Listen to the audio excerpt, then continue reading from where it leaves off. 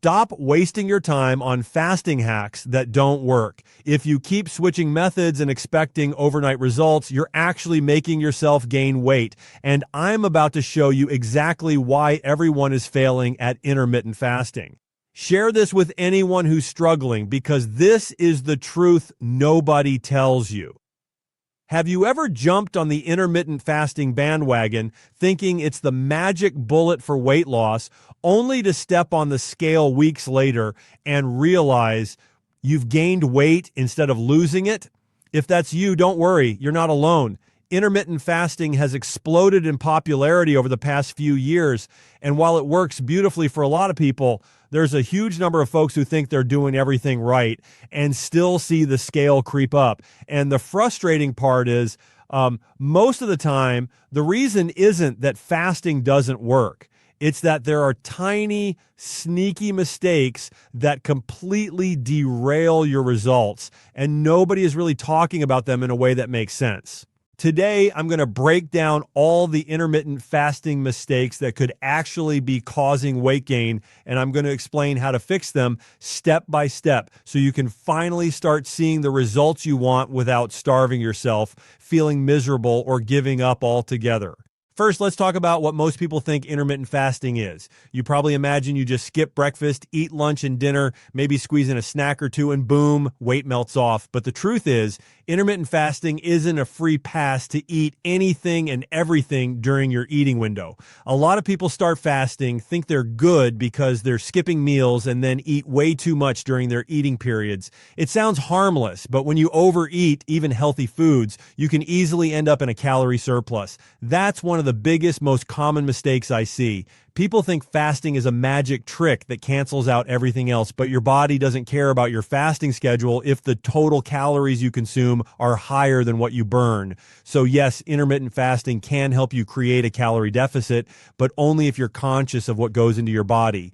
Another huge mistake is not paying attention to the quality of your food. Fasting isn't a license to binge on donuts, pizza, or ultra-processed foods just because you fasted earlier in the day. I know it feels tempting. I've been there. We've all been there. But if most of your calories come from sugary snacks or refined carbs, you're setting yourself up for a blood sugar roller coaster that actually triggers more fat storage. Your body responds to insulin spikes, and when you eat a lot of fast-digesting carbs after fasting, your insulin goes through the roof, which can actually promote fat gain.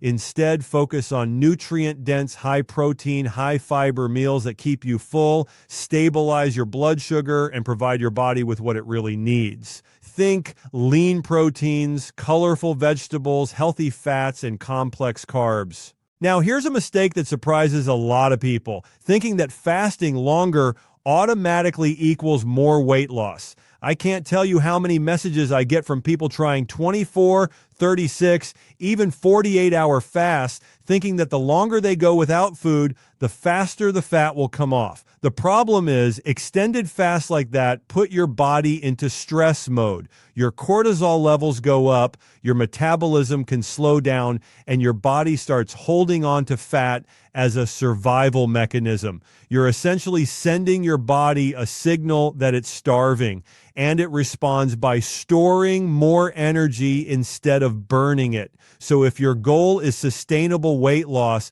fasting should be strategic and consistent, not extreme. Skipping meals and then overcompensating later is another trap. For example, skipping breakfast and then eating a massive lunch and dinner, or grabbing multiple snacks in the evening. When you do this, your total calorie intake can actually increase, and your metabolism can fluctuate in ways that make fat loss harder. Your body doesn't just forget the missed meal, it's constantly calculating energy needs. And when you swing from starving to overeating, it can encourage fat storage, water retention, and even digestive issues. That's why listening to your hunger cues and structuring your meals smartly within your fasting schedule is key. A less obvious but critical mistake is neglecting hydration. When you fast, your body can deplete water and electrolytes more quickly than usual, especially if you're used to consuming foods that contribute to hydration throughout the day. Dehydration can mimic hunger signals, making you think you're starving when really you just need water.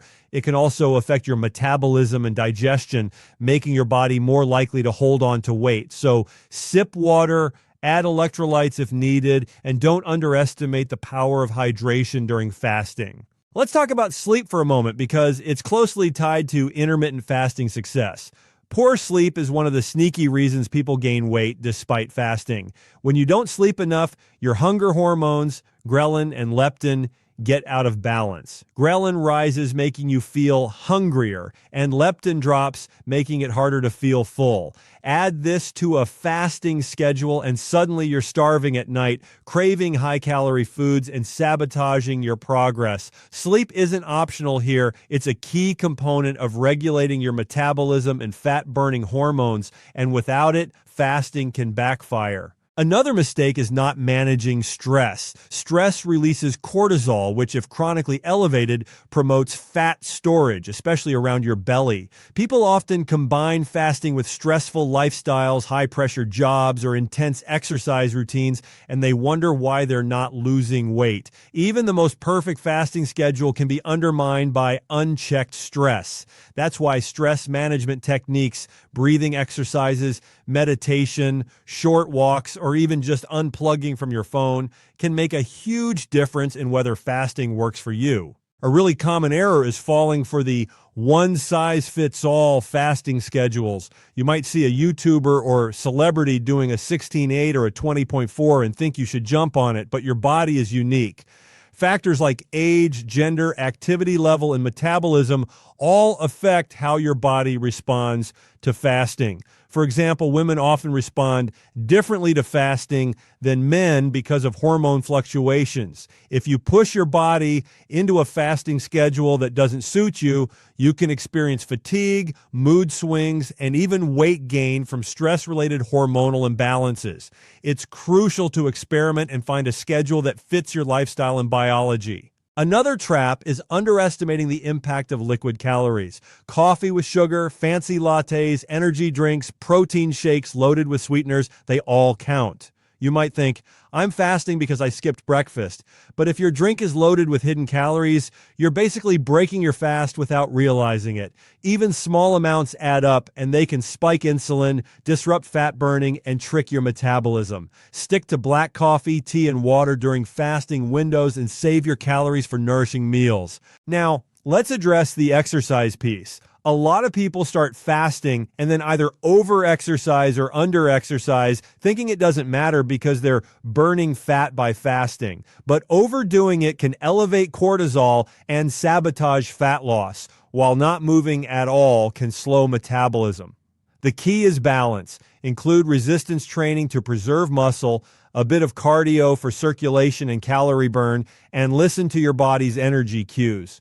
Exercise can enhance fasting results, but it can also hurt if done incorrectly or at the wrong time relative to your meals. Another mistake I see all the time is inconsistent fasting. You can't expect to fast perfectly for 2 days and then eat however you want for the rest of the week. Weight management requires consistency. Your body thrives on routine, and if your fasting schedule constantly changes, it can confuse your metabolism, hormones, and hunger signals. Pick a fasting pattern that is sustainable long-term and stick with it, making adjustments as you go rather than hopping from one extreme to another. One more subtle mistake is not adjusting your fasting when life changes. Maybe you started intermittent fasting while sedentary, and it worked fine. Then you started working out more, or your stress level increased, or your sleep got worse, and suddenly your fasting plan isn't working. Life changes, and your fasting plan should adapt. Ignoring these changes and expecting the same results can lead to frustration and even weight gain. Let's also talk about nutrient timing and meal composition. It's not just what you eat, but when you eat it. Some people cram all their calories into one huge meal at the end of the day. While that can technically work for some, it can also overwhelm digestion, spike insulin, and cause fat storage if done incorrectly. Breaking your eating window into 2 balanced meals with the right ratio of protein, fats, and complex carbs often works better for energy levels, muscle preservation, and fat loss. And here's a mistake that flies under the radar: ignoring fiber.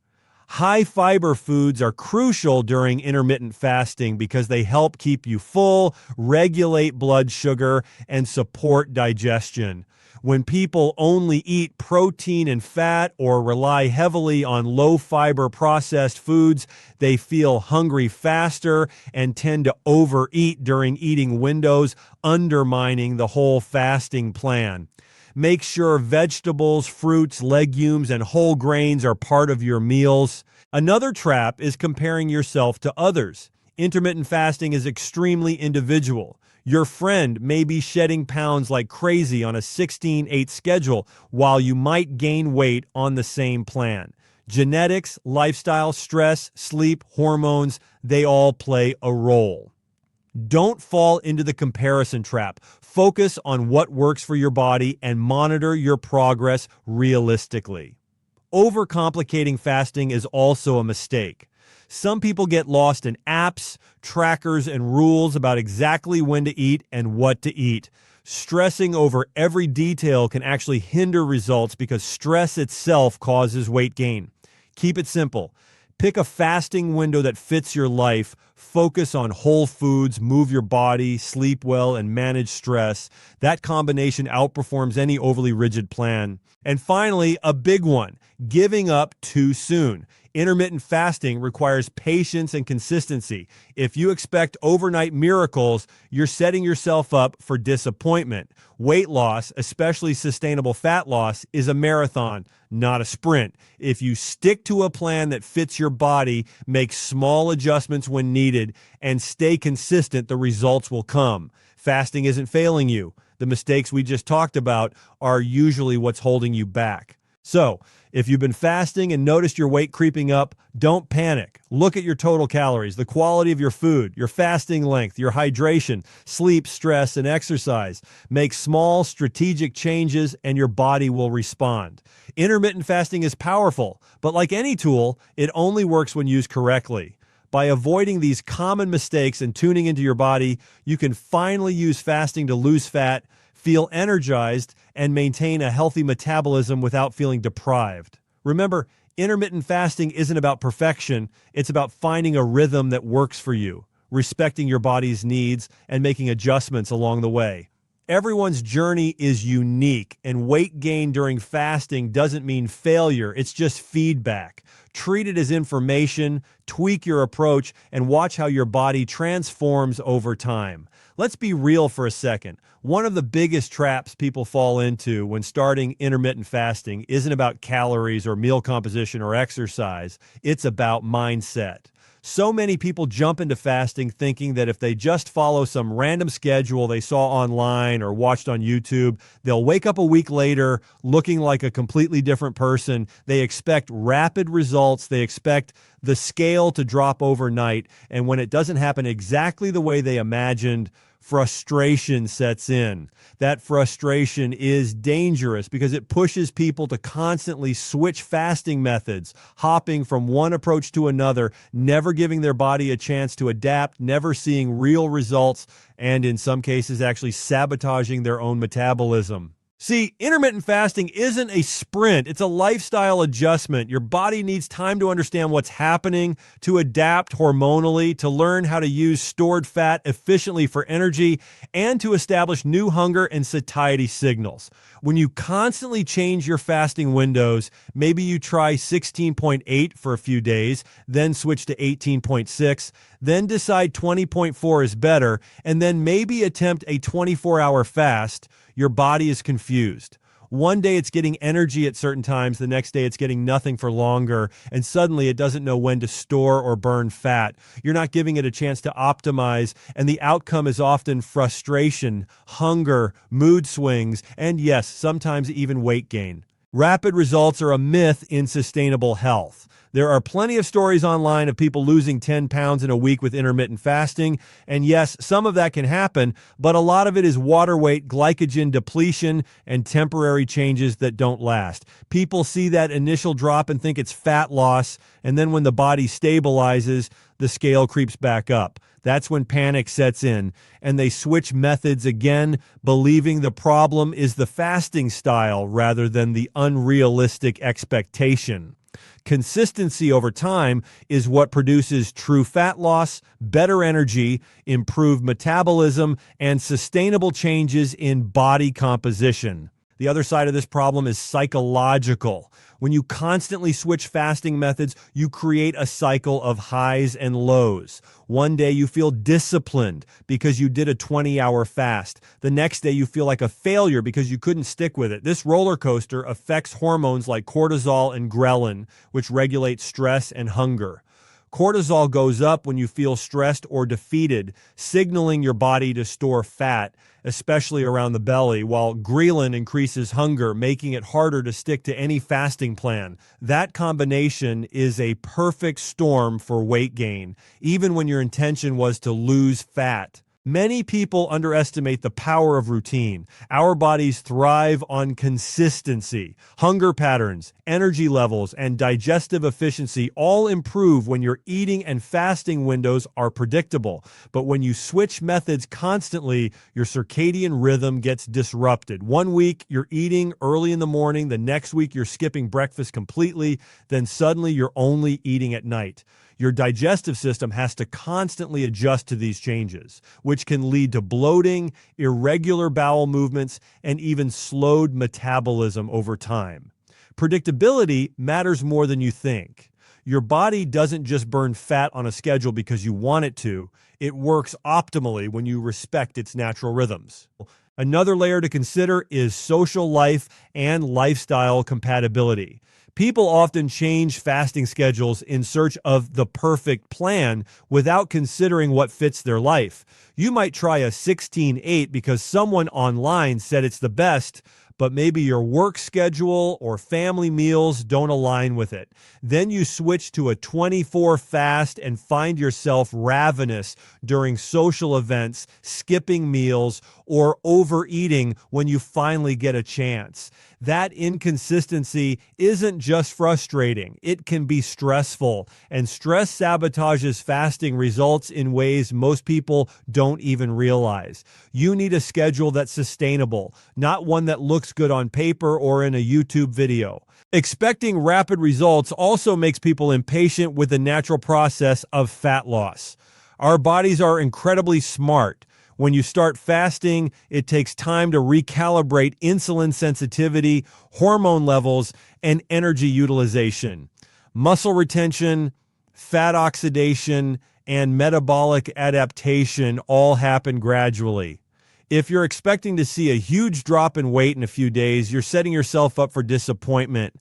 That disappointment often leads to abandoning the method entirely or experimenting with extreme approaches, which is exactly what sets up the weight gain paradox in fasting. You're trying to fix a problem that isn't really there. You just need patience and consistency. A mistake I see often is people jumping to extreme fasting methods too quickly because they want faster results. They might start with a moderate 12-12 or 16.8 schedule, feel like it's not working fast enough, and then move to 20-4 or attempt multiple 24-hour fasts in a week. That kind of stress on the body can backfire. Extended fasting puts the body into a mild stress state, elevates cortisol, and can reduce thyroid activity over time. The body interprets prolonged fasting as a survival situation, and instead of burning fat efficiently, it may hold on to fat reserves, slow metabolism, and increase hunger hormones. The outcome is exactly the opposite of what people want. Let's talk about tracking progress, because this mistake often comes hand in hand with unrealistic expectations. People weigh themselves every day or obsess over minor changes, and when the scale doesn't move dramatically overnight, they assume fasting isn't working. That's why constant switching happens. They panic, try a new method, maybe add supplements or extreme diets, and then wonder why results are inconsistent. The truth is, real fat loss is measured in weeks, not days. There are hormonal fluctuations, water retention, and digestive factors that affect the scale daily. Consistency allows your body to settle into a rhythm so you can actually see trends rather than random spikes and dips. Another problem is comparing yourself to influencers or friends. Social media is full of people claiming dramatic results from intermittent fasting, often without sharing their starting point, genetics, or lifestyle context. When you expect rapid results because of what someone else experienced and then fail to match it, the natural response is to switch fasting methods again and again. This comparison trap is huge and very common. The reality is that sustainable weight loss depends on adherence over time, not extreme changes in methods or chasing someone else's timeline. Switching fasting methods constantly also makes it hard to learn what actually works for your body. Every method, whether it's 16, 8, 18.6, 24, alternate day fasting, or even OMAD, affects energy levels, hunger, and metabolism differently.